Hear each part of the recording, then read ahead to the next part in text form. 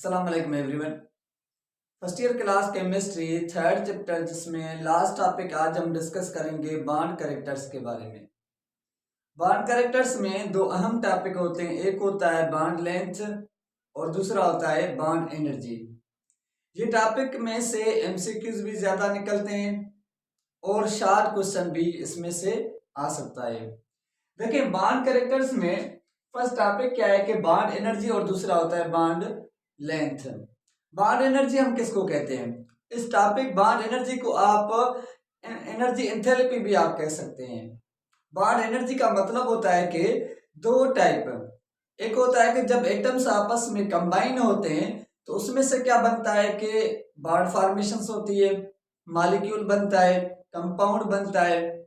दूसरा होता है कि जब हम किसी मॉलिक्यूल को ब्रेक डाउन करते हैं किसमें, एटम्स फॉर्म में, किसी कंपाउंड को ब्रेक डाउन करते हैं किसमें, एटम्स फॉर्म में।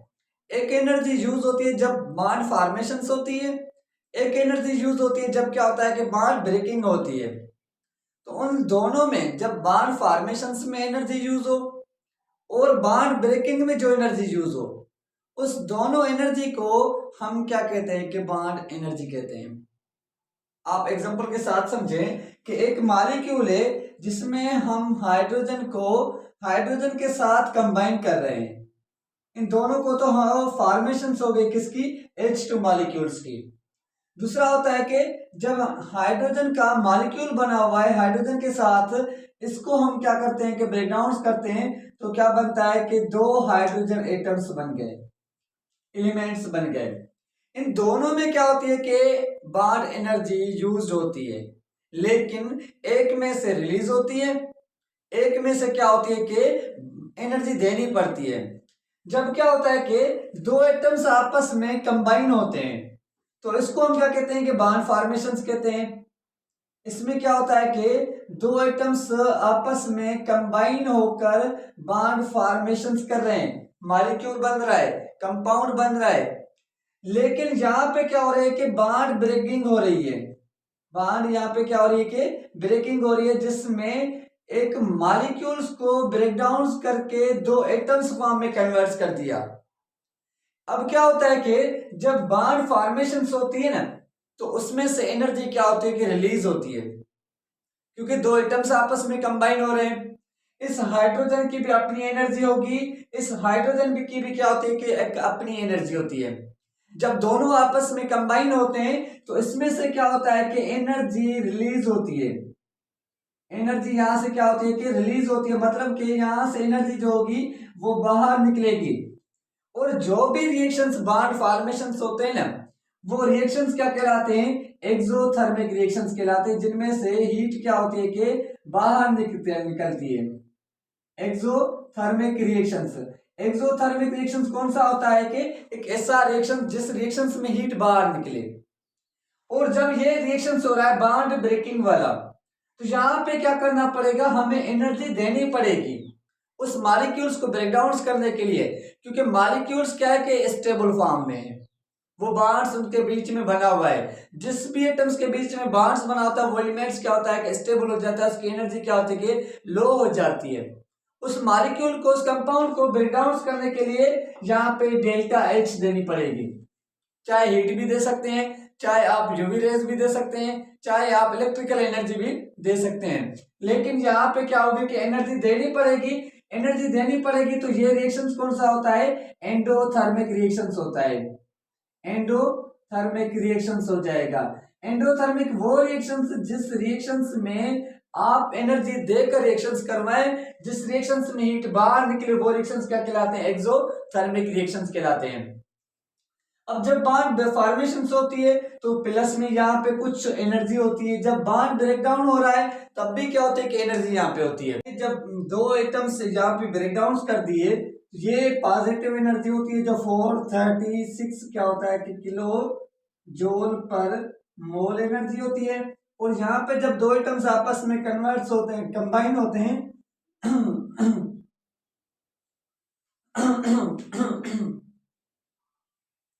तो यहाँ पे क्या होता है कि जब क्या होते हैं कि ये बॉन्ड्स ब्रेकडाउन हो रही है तो बॉन्ड ब्रेकडाउन में क्या होता है कि 436 जो होती है किलो जूल पर मोल एनर्जी यहाँ से क्या होती है कि देनी पड़ती है, जो क्या होती है कि पॉजिटिव एनर्जी कहलाती है।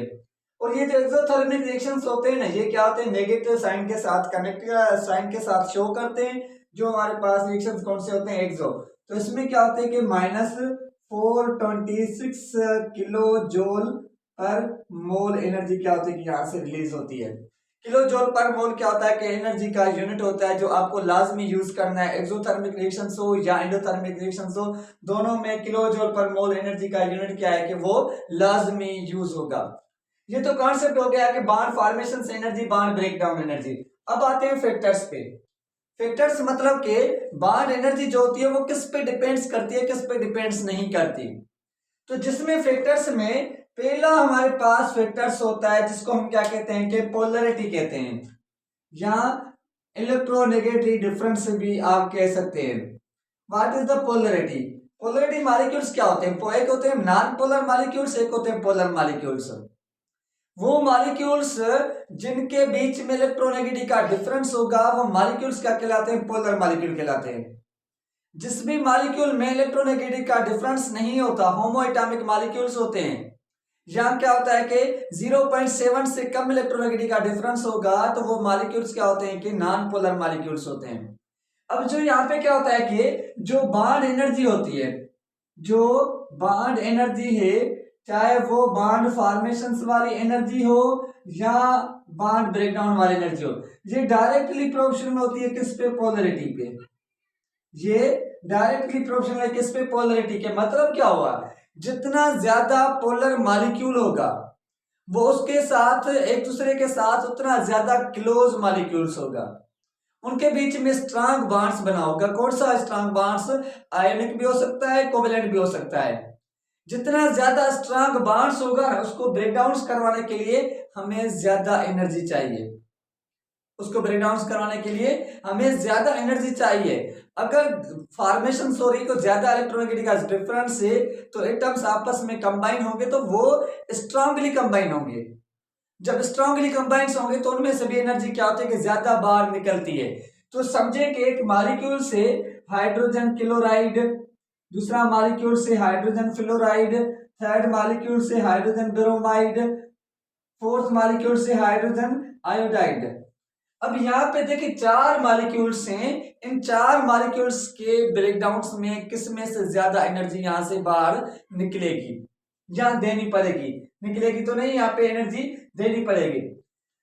जो फ्लोरीन की, क्लोरीन की, ब्रोमीन की, आयोडीन की। अब हमें पता है कि पहला मॉलिक्यूल्स होता है फ्लोरीन, उसके बाद क्लोरीन, उसके बाद ब्रोमीन, उसके बाद आयोडीन। टॉप टू बॉटम में इलेक्ट्रोनेगेटिव क्या होती है कि डिक्रीज होती है, लेफ्ट टू राइट क्या होती है, इंक्रीज होती है। ये सेम ग्रुप है तो यहाँ पे top to bottom electronegative decrease हो रही है क्योंकि हाइड्रोजन की होती है 2.2 इलेक्ट्रोनेगेटिव, फ्लोरीन की होती है 4.0, यहाँ पे आई थिंक 3.5 समथिंग है क्लोरीन मॉलिक्यूल्स की। अब क्या हो रहा है कि टॉप टू बॉटम में डिक्रीज। सबसे ज्यादा इलेक्ट्रोनेगेटिव किसकी है? फ्लोरीन की। फ्लोरीन की ज्यादा है तो 2.5 उसमें से माइनस करेंगे किससे? 4 से 2.2, तो ज्यादा जो डिफरेंस आता है हाइड्रोजन फ्लोराइड में आता है। तो हाइड्रोजन फ्लोराइड जो बॉन्ड्स बना हुआ है वो सबसे ज्यादा स्ट्रांग बॉन्ड बना हुआ है।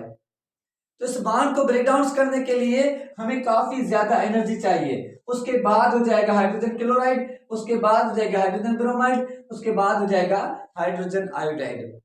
ये कॉन्सेप्ट क्लियर समझ लें कि जितना ज्यादा पोलर मॉलिक्यूल्स उतनी ज्यादा एनर्जी, जितना कम पोलर मॉलिक्यूल्स होगा उतनी कम एनर्जी आपको देनी पड़ेगी उस बॉन्ड को ब्रेक डाउन करने के लिए या फॉर्मेशंस के लिए कम एनर्जी क्या होगी? रिलीज होगी। अब आते हैं कि साइज ऑफ मॉलिक्यूल्स पे। साइज ऑफ मॉलिक्यूल्स पे, साइज ऑफ मॉलिक्यूल्स क्या होता है कि देखिए 2 टाइप के एटम्स होते हैं, एक हेट्रो, एक होते हैं होमो एटम्स।